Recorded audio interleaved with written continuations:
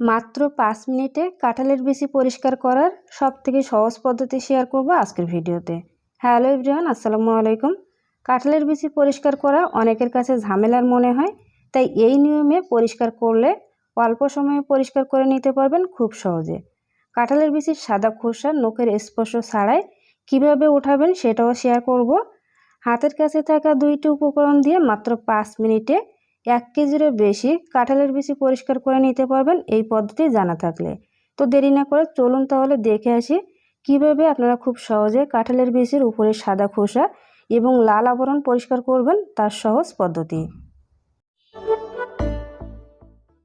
এখানে আমি 1 কেজি পরিমাণ কাঁঠালের বিচি নিয়েছি। এখন কাঁঠালের বিচির উপরে যে সাদা খোসাটা আছে এই খোসাটা নখের স্পর্শ ছাড়াই কীভাবে ছাড়ানো যায় সেটা দেখিয়ে দিব। এখানে আমি বটির সাহায্যে এভাবে করে গোল করে কেটে তারপর খোসাটাকে ছাড়িয়ে নিব। দেখুন কোনো রকম কিন্তু নখের স্পর্শ ছাড়াই খুব সহজে সাদা উপরের যে আবরণটা আছে বা খোসাটা আছে সেটা ছাড়ানো যায়। যদি আপনারা আস্ত রাখতে চান বিচিগুলো সেক্ষেত্রে এভাবে করে ছাড়িয়ে নিতে পারেন উপরের খোসাটা। এখন দেখিয়ে দিব যদি আপনারা কেটে এগুলোকে পরিষ্কার করেন সেক্ষেত্রে কীভাবে খোসাটা পরিষ্কার করবেন। এভাবে হাত দিয়ে পরিষ্কার করতে কিন্তু অনেক সময় লেগে যাবে, তাই এভাবে করে বটি দিয়ে বা একটা ছুরি দিয়ে কিন্তু আটিগুলোকে 2 টুকরো করে নিতে পারেন। এভাবে যদি 2 টুকরো করে আপনারা পরিষ্কার করেন খোসাটা খুব সহজে কিন্তু পরিষ্কার করা যায়। এই যে দেখুন কোনো রকম কিন্তু নখের স্পর্শ ছাড়াই খুব সহজে পরিষ্কার করা যায়। আর লাল যে খোসাটা আছে এই খোসাটাও পরিষ্কার করতে খুবই সহজ মনে হয় এই পদ্ধতিতে যদি আপনারা কাঁঠালের বিচিগুলো কেটে নেন। এখন লাল আবরণটা ওঠানোর জন্য আমি এগুলোকে কয়েকবার পানি দিয়ে পরিষ্কার করে নিলাম। এখন এখানে 1 টেবিল চামচ পরিমাণ দিয়ে দিলাম লবণ আর একটা লেবুর অর্ধেকটা দিয়ে দিব। এখানে মোট 1/2 কেজি পরিমাণ কাঁঠালের বিচি আছে। তো লেবু এবং লবণটা দিয়ে খুব ভালো মতো মিশিয়ে নিব। এই পর্যায়ে দিয়ে দিব গরম পানি। গরম পানিটা এমন হতে হবে কুসুম গরমও না এবং ফুটান্ত গরম পানিও না।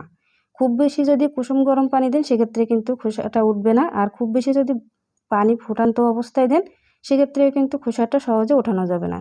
তাই এমনভাবে পানিটা দিতে হবে, আপনারা দেখে হয়তো বুঝতে পারছেন। দেখুন আমি হাত দিয়ে কিন্তু পানিতে কিছুক্ষণ রাখতে পারতেছি, এমন গরম হবে, মানে কুসুম গরমও না আবার ফুটান্ত গরম পানিও না। পানিটা দেওয়ার সাথে সাথে দেখুন আমি কিন্তু উঠিয়ে নিলাম কিছুটা খোসা। এভাবে কিন্তু খোসাটা ওঠানো যাবে খুব সহজভাবে। আর এটা মাত্র 5 মিনিট রাখতে হবে। আপনাদের হাতে সময় থাকলে 10 মিনিট বা আধা ঘন্টাও রাখতে পারেন, বাট আমার হাতের কাছে সময় ছিল না, মানে মাগরিবের আজান দিবে এই সময়, এজন্য আমি 5 মিনিটে এটা পরিষ্কার করে আপনাদেরকে দেখিয়ে দিব। তো ঢাকনা দিয়ে ঢেকে 5 মিনিট রেখে দিব। 5 মিনিট পরে ফিরে আসলাম। দেখুন খোসাটা কিন্তু এরকম অবস্থা আছে আর কালারটা এরকম আসবে 5 মিনিট রাখার পরে।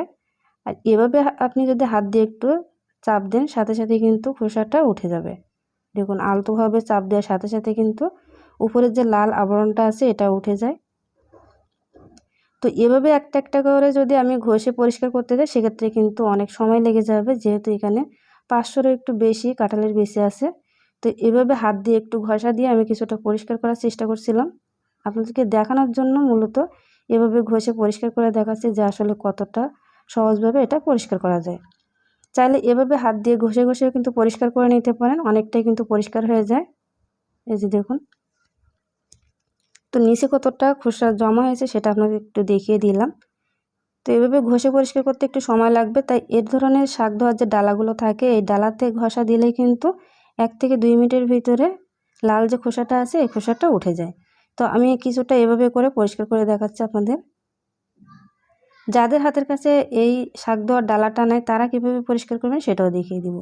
বাজার থেকে মিষ্টি নিয়ে আসার পরে বা ফল নিয়ে আসার পরে যে এটা থাকে এটা দিয়ে কিন্তু খুব সহজে পরিষ্কার করা যায়। এর ভিতরে আমি সবগুলো কাঁঠালের বিচি দিয়ে এভাবে একটু ঘষা দিব। ঘষা দেওয়ার সাথে সাথে দেখবেন খুব সহজে কাঁঠালের বিচির যে লাল আবরণটা আছে সেটা উঠে যাবে। এই মিষ্টির ব্যাগগুলো কম বেশি কিন্তু সবার বাসায় থাকে, এটা দিয়ে আপনারা পরিষ্কার করে নিতে পারেন। দেখুন 2 মিনিট ঘষা দেওয়ার সাথে সাথে কিন্তু খুব সহজে খোসাটা পরিষ্কার হয়ে গেল।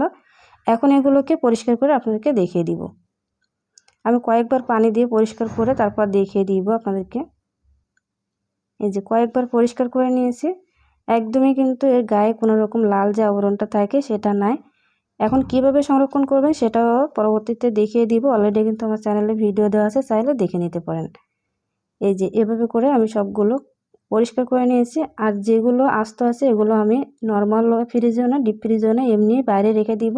অলরেডি কিন্তু আমার চ্যানেলে ভিডিও দেওয়া আছে, চাইলে দেখে নিতে পারেন। তো আজকের এই খোসা পরিষ্কার করার পদ্ধতি আপনাদের কাছে কেমন লেগেছে অবশ্যই কিন্তু কমেন্ট সেকশনে জানাবেন। দেখা হবে পরবর্তী ভিডিওতে। আসসালামু আলাইকুম।